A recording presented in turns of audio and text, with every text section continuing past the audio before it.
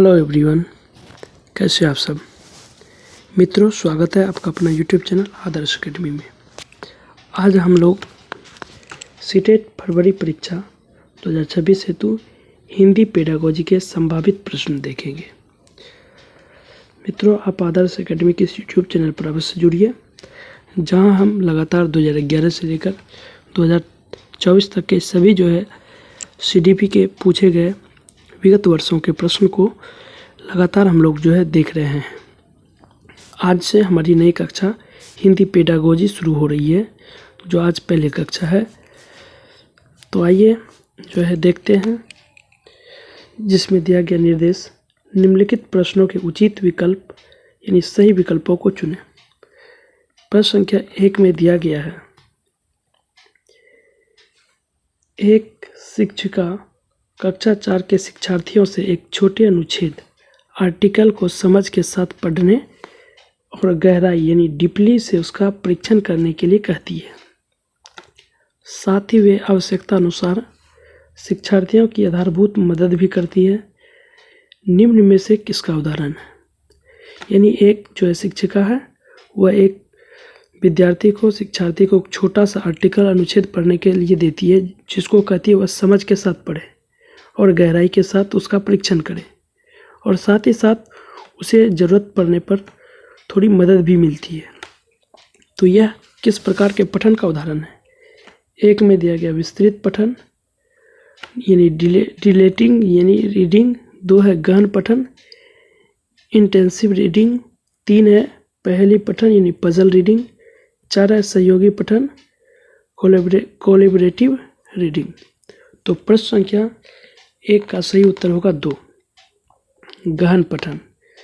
यह गहन पठन का उदाहरण है, जिसमें शिक्षार्थी एकदम समझ के साथ किसी चीज़ को पढ़ता है, वह एक एक शब्दों को बारीकी से पढ़ता है, जिसे इंटेंसिव रीडिंग कहा जाता है, गहन पठन कहा जाता है। आइए प्रश्न संख्या 2 देखते हैं, जिसमें दिया गया है मातृभाषा आधारित बहुभाषावाद किसकी अनुशंसा करता है?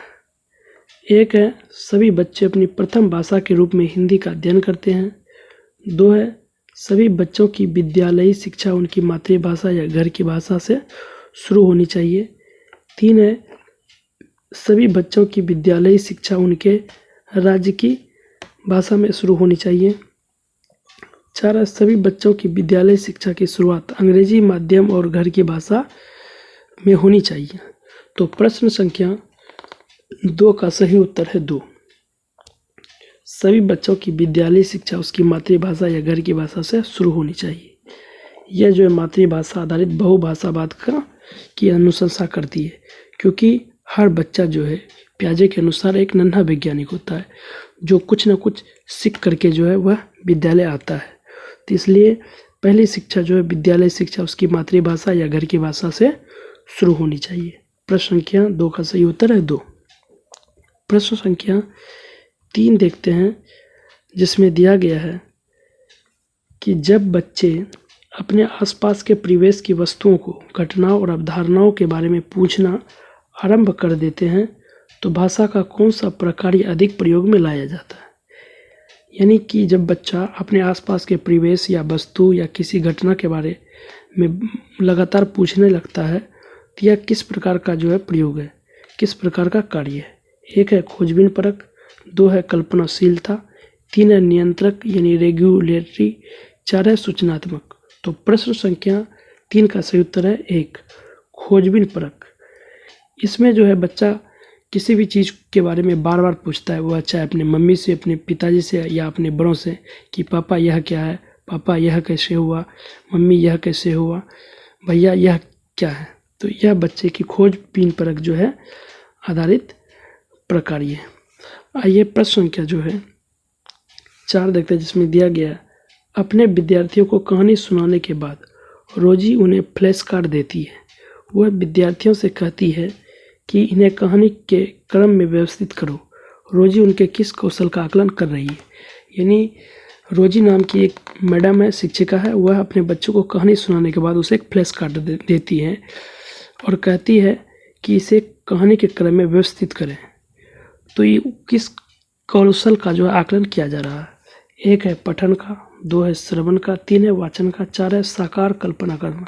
तो प्रश्न संख्या 4 का सही उत्तर होगा 2। श्रवण कौशल का जो है आकलन कर रही है, क्योंकि बच्चे को पहले सुना रही है कहानी, उसके बाद उसे एक फ्लैश कार्ड देती है जिससे बच्चा देख करके उसे व्यवस्थित क्रम में करे।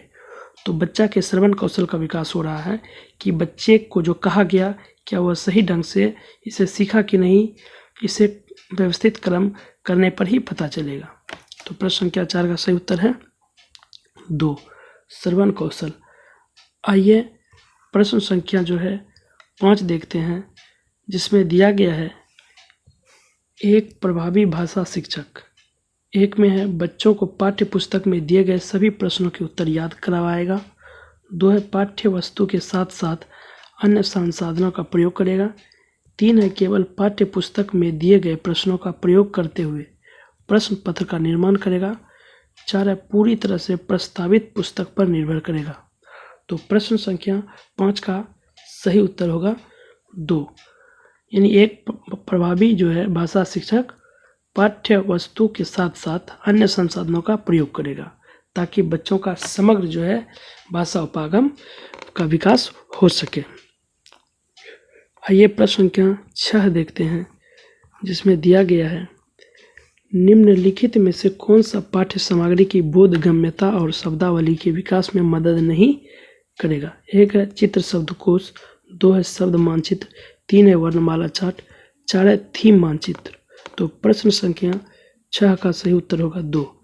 वर्णमाला चार्ट जो है बच्चे के जो है पाठ्य सामग्री की बोधगम्यता और शब्दावली में विकास में मदद नहीं करेगा, क्योंकि वर्णमाला में सिर्फ जो है वर्णों को ही दर्शाया गया रहता है, जबकि चित्र शब्दकोश में चित्र के साथ साथ शब्दों को और उसके अर्थों को बताया जाता है।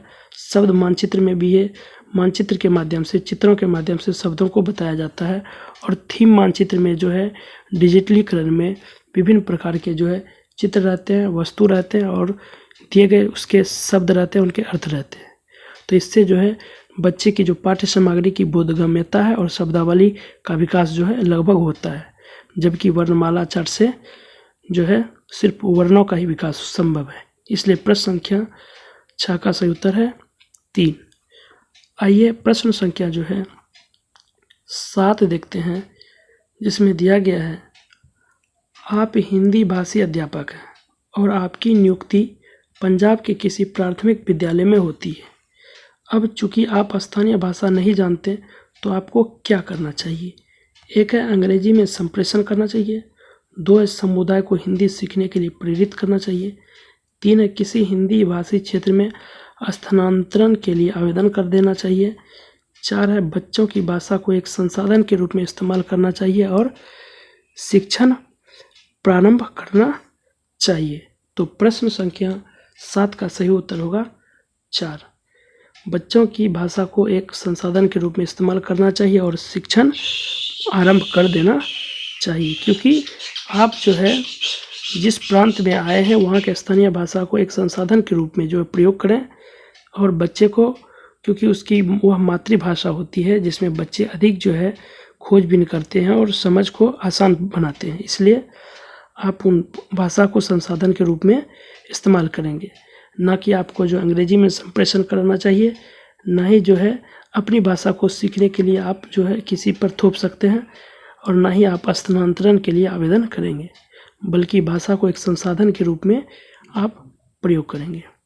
प्रश्न संख्या 8 देखते हैं, जिसमें दिया गया है भाषा अर्जन केवल तभी घटित होता है जब 1 है बच्चों को पठन के अवसर दिए जाए, 2 है बच्चों को भाषा का परिवेश पर जोर दिया जाए, 3 है बच्चों को व्याकरण के नियम सिखाए जाए, 4 है बच्चों को अनुवाद करने का अभ्यास करवाया जाए। तो प्रश्न संख्या 8 का सही उत्तर है 2, बच्चों को भाषा का जो परिवेश दिया जाए। भाषा अर्जन और भाषा अधिगम 2 अलग अलग चीज़ें हैं। भाषा अर्जन जो है यह स्वाभाविक है, सरल है, आसान है। बच्चा अपने परिवेश से, अपने परिवार से भाषा को अर्जन करता है, सीखता है। जबकि भाषा अधिगम जो है वह जटिल प्रक्रिया है, इसे अध्ययन और अध्यापन के दौरान ही सीखा जाता है।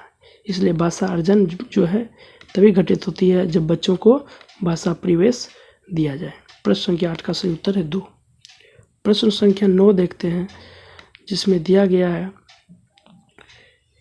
किसी टॉपिक पर मानस मंथन करने के बाद भी एक बालिका अपने आप से अनुच्छेद नहीं लिख पा रही है, हालांकि वह वयस्क या सहपाठी के मार्गदर्शन में लिख लेती है। इस प्रकार के मार्गदर्शन को क्या कहेंगे? यानी एक जो है बालिका है, वह जो है मंथन करने के बाद भी अनुच्छेद को नहीं लिख पाती, हालांकि वह वयस्क या सहपाठी के मार्गदर्शन से, उसके सहयोग से इसे लिख लेती है। तो इस प्रकार का मार्गदर्शन क्या कहलाता है? 1 है सहपाठी परामर्श, 2 है टीम शिक्षण, 3 है मदद यानी स्कैफोल्डिंग, 4 है सहपाठी शिक्षण। तो प्रश्न संख्या 9 का सही उत्तर होगा 3, मदद यानी स्कैफोल्डिंग। स्कैफोल्डिंग को एक पार या मचान कहा जाता है, जिसमें जो है छात्रों को मदद मिलती है। प्रश्न संख्या जो है 10 दिया गया है, जिसमें एक अध्यापक होने के नाते आप एक बच्चे की उसके कुल भाषा प्रयोग के लिए प्रशंसा करते हैं, यद्यपि उसने कुछ शब्दों की वर्तनी गलत लिखी है। आप कक्षा में किस उपागम का प्रयोग कर रहे हैं? 1 है रचनावादी, 2 है संरचनात्मक, 3 है समग्र भाषा, 4 है संप्रेषणात्मक। तो प्रश्न संख्या जो है 10 का सही उत्तर होगा 3, समग्र भाषा उपागम। प्रश्न संख्या 11 है, एक अध्यापक ने शिक्षार्थियों को अपने सहपाठियों से अपनी अभ्यास पुस्तिकाओं की अदला बदली कर जांचने के लिए कहा। इस कार्य का उद्देश्य क्या है? यानी एक अध्यापक है, वह अपने शिक्षार्थियों से, अपने विद्यार्थियों से कहता कि तुम अपने जो है मित्रों से, सहपाठी से जो है अपनी अभ्यास पुस्तिका जिसमें तुम बना रहे हो उसे अदला बदली करो। तो इस कार्य का उद्देश्य क्या है? 1 में दिया है विस्तृत पठन का अभ्यास करवाना, 2 में नई शब्दावली के प्रयोग का अभ्यास करवाना, 3 है संरचनाओं का नियंत्रण अभ्यास करवाना, 4 है सहपाठी के काम की जांच के कौशल विकसित करना। तो प्रश्न संख्या 11 का सही उत्तर होगा 4, सहपाठी के काम की जांच के कौशल को विकसित करना। यह स्वाभाविक है, जब आप दूसरे की कॉपी को देखते हैं तो आप उसके जो है जांच को आकलन करते हैं कि यह किस प्रकार से बनाया है, सही है या गलत है। आइए प्रश्न संख्या जो है 12 देखते हैं, जिसमें अभिकथन दिया गया है कि प्राथमिक स्तर की शिक्षा में समूची पाठचर्या में भाषा दृष्टिकोण महत्वपूर्ण है। आर में है भाषा विभिन्न अर्थ निर्माण संबंधी संदर्भों से बेहतर तरीके से अर्जित की जाती है, इसलिए हर प्रकार का शिक्षण एक प्रकार से भाषा शिक्षण है। बिल्कुल कथन सही है कि प्राथमिक स्तर जो है कि शिक्षा में समूची पाठचर्या में भाषा दृष्टिकोण महत्वपूर्ण है। यानी सभी जो है विषय वस्तु में भाषा एक दृष्टिकोण जो है बहुत ही महत्वपूर्ण दृष्टिकोण रहता है। जब तक भाषा रहेगा नहीं तो आप मैथ को हल नहीं कर सकते हैं, संस्कृत को हल नहीं कर सकते हैं, हिंदी को हल नहीं कर सकते हैं। इसलिए प्राथमिक स्तर की समूची पाठचर्या में भाषा की दृष्टिकोण महत्वपूर्ण है, यह कथन बिल्कुल सही है। और जो है आर में दिया गया भाषा विभिन्न अर्थ निर्माण संबंधित संदर्भों से बेहतर तरीके से अर्जित की जाती है, यह भी कथन बिल्कुल सही है। तो इसलिए प्रश्न संख्या 12 का सही उत्तर है ए और आर दोनों सत्य है और आर ए की सही व्याख्या है। प्रश्न संख्या 12 का सही उत्तर है ए। प्रश्न संख्या 13 देखते हैं, जिसमें दिया गया है कि एक अध्यापक का यह मत है कि अभिभावक महत्वपूर्ण भागीदार हैं और उन्हें नियमित रूप से संलग्न करना व संप्रेषित करते रहना चाहिए। यह किस प्रकार से हो सकता है? 1 है अभिभावकों को यह सूचित करके कि उनके बच्चे अच्छा प्रदर्शन नहीं कर रहे हैं, 2 में नियमित आधार पर अभिभावकों के साथ बच्चों के पोर्टफोलियो पर चर्चा करके, 3 है अभिभावकों को अकादमिक के स्थान पर सह अकादमिक क्षेत्रों में आमंत्रित करके, 4 है अभिभावकों को अधिगम संबंधी सिद्धांत पढ़ाकर। तो प्रश्न संख्या 13 का जो है सही उत्तर होगा 2, नियमित आधार पर अभिभावकों के साथ बच्चों के पोर्टफोलियो पर चर्चा करके। तो पोर्टफोलियो एक प्रकार का रिपोर्ट कार्ड होता है, जिसमें बच्चे के जो है समूचे पाठचर्या का जो है एक मूल्यांकन किया जाता है, उसके विषय वस्तु का मूल्यांकन करके उसमें अंकित किया जाता है। तो इसलिए जो है प्रश्न संख्या 13 का सही उत्तर है 2। प्रश्न संख्या 14 देखते हैं, जिसमें दिया गया है कि पो को फो की तरह लिखना या छो को नो की तरह लिखना किस तरह के बच्चों द्वारा यह सामान्य गलती की जाती है। तो ए है पठन वैकल्य डिसलेक्सिया, 2 है हकलाने वाले बच्चे द्वारा, 3 है वाचाघात अफेजिया, 4 है नामन विकार यानी एनोमिया। तो प्रश्न संख्या जो है 14 का सही उत्तर होगा ए, पठन वैकल्य यानी डिसलेक्सिया। मित्रों, जब बच्चा पढ़ने में त्रुटि करे, विकार उत्पन्न हो, यानी वह शब्दों का वर्णों का सही से उच्चारण नहीं करे, तो इसे पठन वैकल्य कहा जाता है, डिसलेक्सिया के नाम से जाना जाता है।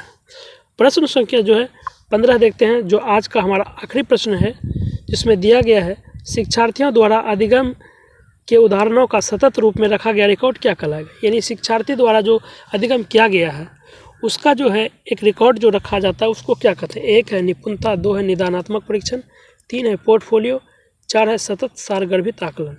तो प्रश्न संख्या 15 का सही उत्तर होगा 3, पोर्टफोलियो।